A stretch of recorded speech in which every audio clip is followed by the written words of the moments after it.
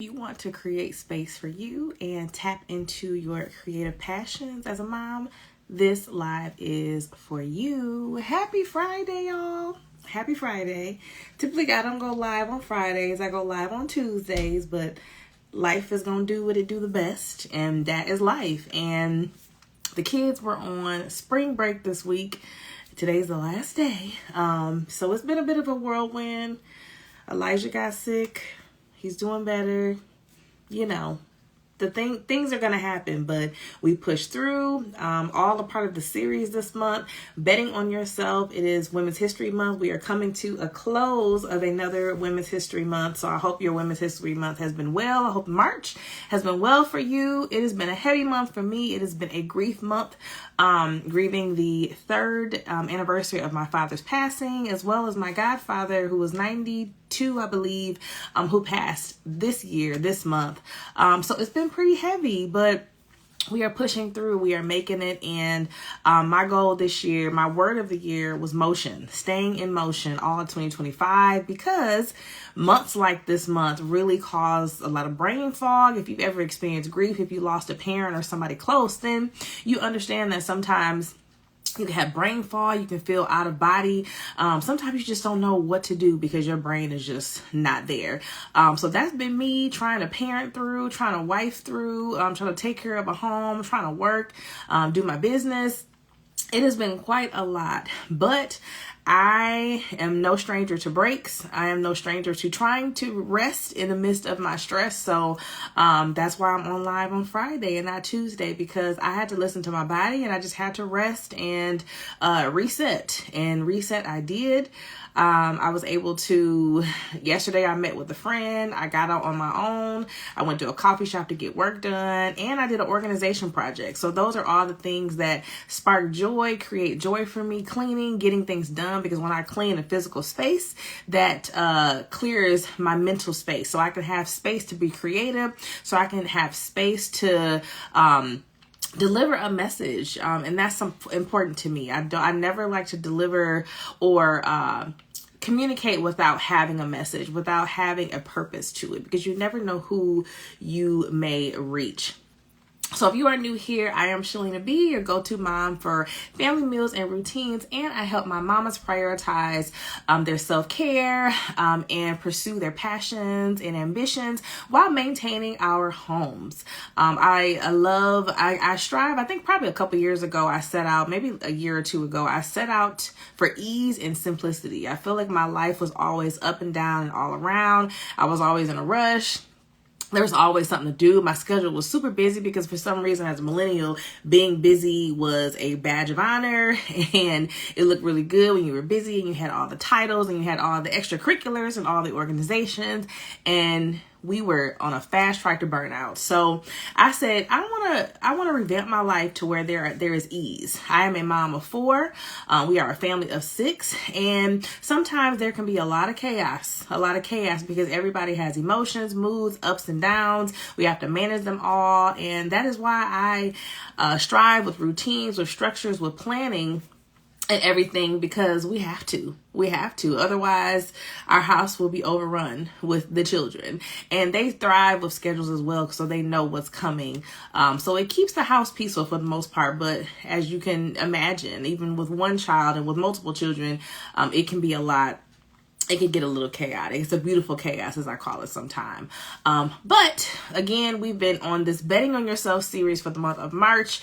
If you have not seen the rest of the series, go watch it. It is in my IG if you're watching on IG, and it is in my YouTube if you're watching on YouTube. The first one was about reigniting your creativity and joy, getting back to what creativities or what joy you used to have. Maybe you are, you've been burnt out or overwhelmed with life, and you forget that joy and creativity is a part of life. We grow, we'll become adults, and then we kind of throw the creativity out the window, but we still need it. It is important. So check that one out if you need help sparking and reigniting that creativity and joy. Then we talked about how betting on yourself can really transform your life, how just showing up for yourself, how saying yes to the thing that you always wanted to say yes to, or just doing the thing that you've been always afraid to do, how that can really change your life and just be the catalyst for great things to come. And then we talked about creating joy in the midst of hard times. So that's when I talked about how I was still trying to show up in the midst of grief, how I handle grief, and how I also am able to be the manager of my home, and still show up creatively, in the aspects that I can, including rest and all those other things. So if you're in the midst of a hard time, somebody that's in a hard time, or, we all will eventually have one, watch that and get some tips there.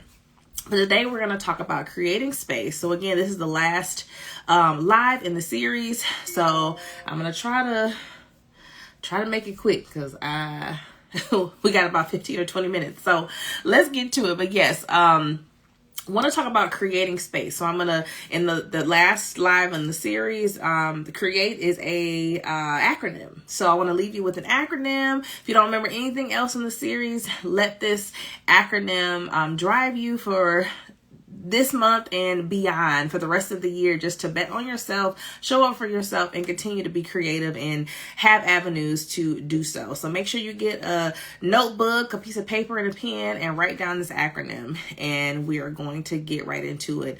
And also, as we wrap up the month of March, and I probably will talk a little bit more about this on my next live, next Tuesdays I typically go live at 2:30, every Tuesday at 2:30 on IG. If you're on YouTube, you'll see this on Wednesdays at 9 a.m. So I like to do a check-in as well. So, how did your month of March go? Did you bet on yourself? Did you show up for yourself? If so, what did you learn about yourself, and how are you going to take that into the next month and the rest of the year? So I would love to know those questions. Please comment down below. If you're watching the replay or if you're watching live, let me know how you showed up for yourself. What have you done differently? How did you tap into your creativity this month? I would love to know. So, we're going to get right into the acronym. So, create. So the C in create is connect with yourself. So we have so many roles and responsibilities. We connect with our children, our spouses, our jobs, all these things. But how often do we connect with ourselves? It is so important to connect with us because we lose ourselves in our roles and responsibilities, and sometimes that leads to a loss of identity. Who are we? What do we like? What do we enjoy? What do we want to wear? Our styles change, our looks change. Those type of things that you don't know if you're not tapping into yourself. So if you had to just step outside of motherhood for a second, who is Shalina outside of motherhood? How does she dress? How does she want to walk? How does she want to feel? What is her personality? Because sometimes the motherhood does drive that, or even as a wife, it drives that. So who are you beyond that? And I also feel like a time to connect with yourself is also a time, again, to just connect with the person that God designed, not all of those roles. So, who is the person that God designed? Before you were a mom, before you were a wife, before all these things, who was that person? How did you find joy? How did you find creativity in the person that God designed you to be? Because when we were young, or even, throughout our lives, God always plants in us our creative passions, the things that we do best, the things that we enjoy, the things that spark us and make us happy. And then when you take that moment for yourself, you're able to tap back into that. What are the things that God has always led me to? What are the things that when I did it, it just lit me up? It made me so happy. Maybe it helped other people around me. So that's a good time to really connect and understand that.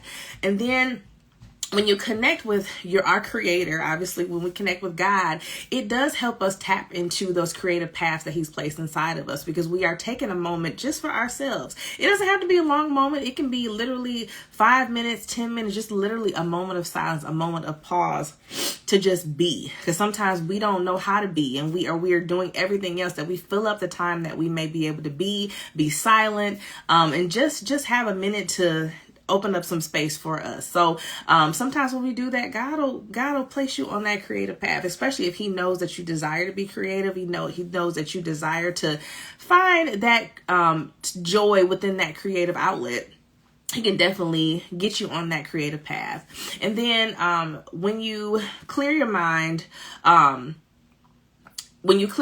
of your tasks, to-dos, and responsibilities, it does help you carve out that little time so the creativity can flow. Because if you have all these things in your mind, and I'm guilty of that too. If I have all these things on my mind, if the house needs to be cleaned, or I need to put up these clothes or do this laundry, it's hard for me to tap into my creativity because I feel like all these other things need to be done first. So sometimes I'll do one quick little household task, so then I can have a little room for my creativity. And that's something that definitely helped me this week, as I mentioned in the beginning of this video, that I was able to do a little bit of organizing, cleaning, and it really freed up some space for me to be creative and to show up, because otherwise I just couldn't show up. So that is C, connect with yourself. And R is release the guilt. Okay, mom guilt is real. It is very real, because we feel like we don't want to take time for ourselves, because again, we're taken away from the home. We could be helping out in other areas. Our kids need us. Our household needs us. Our job needs us. And while yes, that is true that we are needed in those roles, we need ourselves as well. And that is a part of our well-being, to be able to show up and to take care of ourselves, to be able to be creative, as well as self-care. That is all necessary in how we show up, and it's beneficial to our health and well-being, to make sure that we have space for those joys. We have space for self-care, which really can help our mental, our mind, body, soul, and spirit, all areas. And then in turn makes us a better person on the job, makes us a better wife, makes us a better parent, because we are taking the time out for ourselves. We are setting a boundary to explore the things that we enjoy, our passions, to have a little bit of time just to break free of all those responsibilities and roles, because we are juggling so much. We are burnt out. I know I'm burnt out. So if y'all burnt out too, let me know. But just having a little moment of joy can really change a lot. But when you feel guilty, it's hard to tap into those moments. It's hard to feel good about doing those things. When you feel guilty about showing up, but knowing that it's a necessity. It's not just, well, I just want to, find a creative outlet because it looks cool, but it's a necessity for you to tap into that, because you don't want to lose that. We lose ourselves so much and again in our lives, but we want to make sure that we tap back into that, so we don't lose ourselves or we find the new us, because we do change based on our season, based on the year, based on what's going on in our life. We do change, and it's okay. Change is okay, but we want to make sure that we can show up as guilt-free as possible. I'm not telling you to eliminate all of the guilt, but try to release some of that guilt, so at least you can give yourself some space to explore some of those creative outlets and passions. And something I always tell myself is quality over quantity. I'm sure you've heard it many, many times now. I've been saying it for several years, but having 4 children, sometimes it's very challenging for me. I feel like I'm stretched thin. I feel like I have to have time for myself. I have to have time for my husband. I have to have time for each of my kids. They all have very unique needs. They're all different ages. They have different, like I said, needs, conditions, all those things. So sometimes I feel like I'm stretched thin, and I don't always feel like a good mom, but I try to remember, I can do the best quality job that I can. I don't want to try to do so much at one time and I'm not being present, I'm not showing up, but I try to have quality time. So if I could spend a little time with each of my kids or spend time with them all together, then I know I am dedicating this time to be present with my kids versus me trying to multitask, do all these things and try to be present with them, because that just doesn't always work out. But that is how I try to tap into that mom guilt side of me, because it happens. It's gonna happen. I mean, as moms, it happens because we love our kids. We want to spend time with our kids, but we deserve that time for ourselves as well. And going along with releasing mom guilt, this is a hard one to accept, y'all, but eliminating excuses. We will excuse ourselves out of doing so many things. We don't have time. I'm too busy. I don't need to do this. All these other things when we just need to do the thing. And typically there are a couple of reasons why we don't, that we make excuses. And one of the things is we make excuses because we don't we don't have a plan and a plan to execute. So if we don't know what our creative passions are, our outlets are, we don't know what we want to do, we don't know how we're going to make space and time for it, we're going to just assume, well, I don't have time. Well, I don't know what it is. I don't need to be creative. I have all these other things going on. We will excuse ourselves out of the thing. But when you have a plan, like as I'm telling you, well, I will start telling you about the routines and things like that, but you can create a plan by taking care of some of those household responsibilities, some of those mothering, some of those wife responsibilities. So then you can make that space for you and eliminate some of those excuses of why you can't do the thing. Another reason why we have excuses for tapping into our creativity is we look at the end goal and the bigger picture instead of focusing on the small tasks that'll lead us there. And this can be very overwhelming. It's very overwhelming to see the big thing and the end goal, because it's like, well, how am I going to get there? It's so far there. Well, I'm just not going to do it because it's overwhelming. And oftentimes we will not do a task, not do a thing because it is so overwhelming. It seems far-fetched. It seems like we can't get to the thing. But we need to start small. We need to say, what little step can I do now and work myself up to the goal? And maybe it's not the end goal. Maybe it's just the next goal. You don't want to think about it to the end, but just the next goal. What little thing can I do to get to the next goal? Because you don't want to overwhelm yourself. We are already overwhelmed. We are already stretched thin. But again, we need just a little piece of that to have our creativity. And another reason why we have excuses for tapping into our passions, we don't believe that we deserve the time for leisure. We don't believe that we deserve the time to explore creativity because it's taken away from the things that we have to do. So that really requires some mindset shifts to believe that we do deserve it, to believe whatever beliefs that we've told ourselves, that we believe, that we were told, that society has told us. That's what we need to eliminate, so we can eliminate some of those excuses. We can believe that we deserve creativity, that we deserve self-care, that we deserve to tap into our passions and explore those things, and therefore eliminate those excuses. The A in create is align your values. So you want to find hobbies or passions that fit in the season of life and bring you fulfillment without overwhelming you.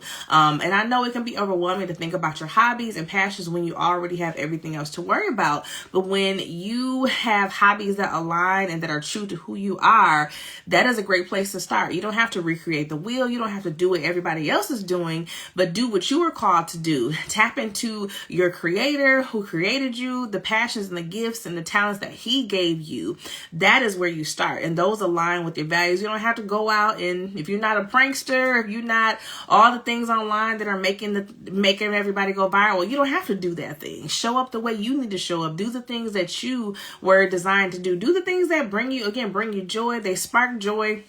And they make you feel good when you do the thing. That is what you are supposed to do. Because I used to think like, maybe I'll try to do some funny skits and stuff like that. And I am a pretty funny person. My husband knows this. I crack jokes at home all the time, but I am a corny joke person, and it may hit or it may not, but I know I want to do something that I can do, without getting paid, that I can do for the rest of my life if I had to. But if I had to come online and joke all the time, that's not my passion. I'm not passionate about being a jokester all the time. So if I happen to joke while I'm on my stories, or if I'm vlogging or things like that and you catch it, cool. But for me to have to show up like that's my full-time job, that's not my passion. That's not my ministry. That's not where I'm led to do. So do the things that you are designed to do. Do things that align with you. And it becomes a little easier. It becomes kind of second nature. And it still makes you feel happy. And you can show up in your creative bag. And then again, it doesn't have to be grand. It doesn't have to be a huge thing. Start small and work toward that goal. Whatever that small is for you. Maybe it's research. Maybe it's talking to a friend. Maybe it's joining an online group. Maybe it's looking at somebody else that's doing something similar, getting inspiration, but not comparing. Not doing the same thing, not getting discouraged because maybe they are in their 10th year and you are on your day one. We don't want to compare, but we might want to get inspiration. But you can find inspiration from just being in the world, being outside, some things that you may watch, just whatever sparks and something that keeps coming up, that keeps kind of stirring in your spirit or just brings you joy. That could be something that you want to explore, you want to tap into, that could lead to that creative outlet and that creative path. The T in create is time block and prioritize. And basically this is how we are making space for creativity by building it into our daily and our weekly rhythms, creating those routines. And that's how we can set aside that time, the small time, to be able to show up creatively, whether it's in the mornings, maybe it's during the day, maybe it's in the evenings, however your schedule is aligned. Planning for it will make a difference, because what I found, if I don't tell my husband about the things that I have to do, like even going live, we put that in my calendar, so it's not just a second nature thought that, oh, I'm just gonna go live next week if I feel like it. Like, it is in the calendar, recurring every week that I'm going to go live. My husband knows it, so we have time blocked and prioritized it, because it's something that I'm passionate about, it's something that I enjoy, and it's something that fulfills me and my creativity. So you have to make some room for it. You have to make some space for it. I was able to do it while my kids are napping. And like I said, this is spring break week, so things change a little bit, but we found a time to be able to do it. But we definitely could do it. After we eliminate those excuses, we can plan ahead for them. And as I've said before, to tap into creativity, you need to free up that mental space, and having those routines, home and work routines, can really help clear up the space in your mind from those everyday routine tasks to something more fulfilling and exciting. So if you have your tasks, which I'm about to talk to, your go-to routines at home and at work, then you can focus on the things that bring you joy. You already know when you go to work, you already have your to-do list written out. You know what to expect. You got meetings, and at the end of your workday, maybe you write all your outstanding tasks down and you prepare them for the next day. But when you go home, work is done. And then once you're home, you know your tasks, you know what you're going to cook, you know what's going on, who needs to be where. So your brain is not trying to compute, what am I supposed to be doing here at work and at home? But when you get home, you can handle the home stuff, and then you can make sure that what you schedule for your creativity can get done, because everything else is flowing like a well-functioned machine as a system. Because y'all know I love my systems and routines. So that is how you create that system. And when your system is running properly, you can always have that creativity in that space for you. And like, as I was saying, some of my go-tos for routines are a meal planning routine. Meal planning routines are so key, because I know I know what we are cooking. I know if it's me or my husband that are cooking. I know if we're doing takeout. I know if we don't have the groceries, we're going to get groceries. So there is nothing to question. We're taking out the meat the night before. If you meal prep, that's something you enjoy. That's something you could do as well. We are dabbling into meal prepping. We did it for 2, maybe 3 weeks, and I'm still not a huge fan. We prefer to cook every day, and then we have like one day for takeout, maybe 1 or 2 days through the weekend for takeout. But whatever works for you, tap into that, because meal planning alone can save you so much, making those decisions in real time, save that brain space for something that you can enjoy. So you're not sitting there looking in your pantry and looking in your fridge like, what am I going to cook? What am I going to eat? And then end up getting takeout that you didn't budget for or just didn't plan on buying. My other go-tos is having a morning routine. My spiritual self-care routine is so important for me. In this season, it looks a little different than other seasons because I have a little less time, but I do my devotionals in the Bible app. I do a meditation in the Peloton app, and I may do some stretching depending on how much time I have, but I try to get my mind right before I get into my day, because once the day starts with my kids and everything else, I am up and at 'em until I get into bed, probably like 10 o'clock or later at night. So I like to make sure that I get my mind right and I get my mind in the right mindset so I can tackle the day. I can do what needs to be done with a fresh mind. I'm not irritable and snapping at my kids and all those things, because that happens. In the days that I don't have my spiritual self-care routine, I'm snappy and I'm not in a great place. So want to have your whatever morning routine that you have to get you grounded, to start your day, to center you. If you go in for work, to deal with people, because people are we are a hard bunch to deal with, because we're all different. We have different personalities, different styles. So sometimes we don't always mesh, but we want to be amicable and professional. We want to be able to show up, and we want to be able to work with people, because that's important. We have to work with people, especially with all of our differences. it's just something that we have to do. So having a morning routine, I found, has been very, very helpful. And then reviewing our personal and family schedules at the beginning of each week. So there are no known surprises has also been a weight lifted off of me. I don't have to think about who's going to be what, who's taking who has a meeting here. Everything is already discussed. Me and my husband discuss our schedule. If he has a long meeting, or if he's going to be coming home a little late, or if I'm going to be a little late, we can discuss it there. And once we know what's going on in our schedule every week, so I said that having a schedule and knowing what's going on every week, so there are no known surprises. You know what's already planned, but it makes room for those unexpected things, because sometimes unexpected surprises happen. But if you already know everything else that's going on, it kind of makes room for those unexpected things when they happen. And then under your time blocking and prioritizing, we're still on the T. We're wrapping up probably in a couple minutes. Or set aside 10 minutes to explore your creativity. 5-10 minutes, whatever, however little or much time that you want to do. But have that time, carve that time out to be able to find and do some of those things that you enjoy. It doesn't have to be overwhelming. It doesn't have to be a big task. Just do things that you may find interesting. Maybe it sticks, maybe it doesn't. If it didn't work for you, maybe you move on to something else. But just try to start finding that time to do it, because you build that momentum. That's how you create consistency. That's how you create good habits. And that's how you create that routine, when you do a little steps at a time to get you to that bigger goal. So we want to build those habits. If you desire to have some type of creative outlet, some type of hobby, and pursue it into your passion, maybe it becomes a hustle or a second job or whatever it may be, it starts somewhere. So we have to make space for that. And it'll grow. But yep, see what lights you up, explore different things. And the sky's the limit with that. Seriously.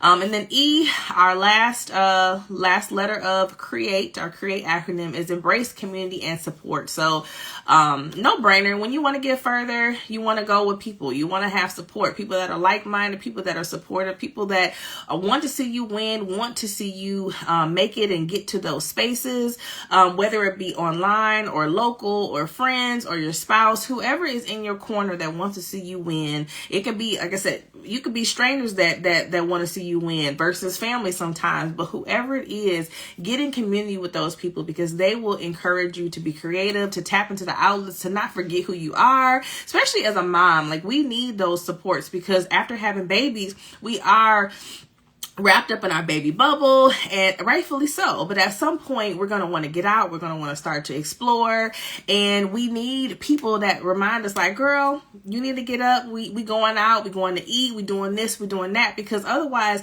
we get so lost into just being moms in our households that we do forget, like, man, I'm a whole person outside of these roles. And that's okay to make sure that you are tapping into that person and being creative and connecting with yourself.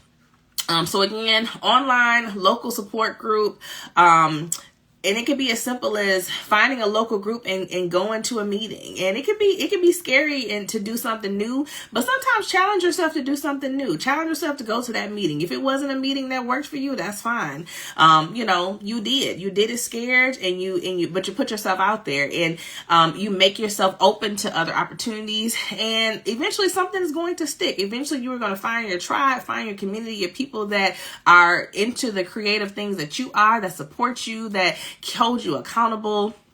And you don't forget who you are. You continue to connect with yourself. I really surprised myself. I was going to say, you will surprise yourself when you just kind of put yourself out there. And I surprised myself when I started to take myself out on dates. I started to go to movies by myself. I love my company. I love being by myself. I love being in community as well also, but you need to be able to connect with yourself, and you need to be okay with being, in your own company. So that was something for me. Like, it was one year where I was like, I don't want to wait for anybody else to do things. I want to be able to go and do things that I want to do and not have to ask people to do things. So it just kind of helped me get out of my rut or being scared to do things alone. And then I met people, and I went to a Women Evolve event by myself, and I was sitting with a group of ladies. We were crying and praying together, and it was so beautiful. I've gone to some business conferences, some women's conferences alone, and have met great people. So it's okay to get out there and do something different, do something that you haven't normally done, and you will get different results. And then when you decide you want to be creative, when you decide that you want to tap into that creative bag, you made plans for it, you have a routine for it, you want to have somebody to hold you accountable. So whether that's that community that you built, a friend, a family member, your spouse, you want to have that accountability. So if you fall off, if you get back into those everyday, routines and tasks and to-dos, you have somebody that says, hey, you remember that you said that you wanted to show up this way and that you wanted to do this creative thing? Well, I'm here to remind you, don't forget about that thing, because, the inner you, the little you, whoever it is inside that sparks joy needs to be fulfilled. So don't forget about that person. And then specifically, if you have a spouse, I think it's important to let your spouse know what you desire as well, because sorry, I got a text message. Because if they don't know what your passion and desires are, and we don't plan for it, sometimes it may not happen, or they don't know how to support you in that. And sometimes we can be resentful toward our husbands.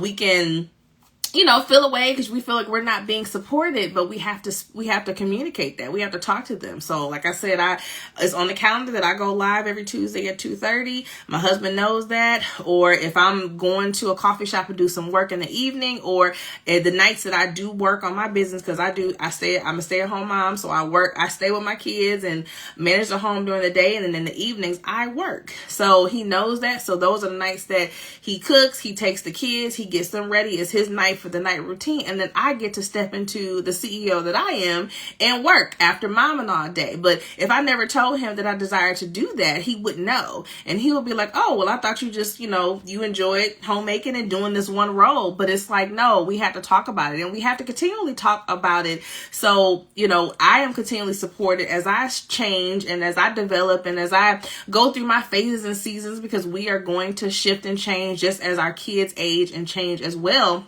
So we continue to have a conversation about, in this season, I want to show up this way. In this season, I want to talk about these things. In this season, I want to do this thing. So he can still support me in that. And that support is amazing. And maybe it's not a spouse. Like I said, maybe it's a friend, another family member, or a group. But that accountability goes really far.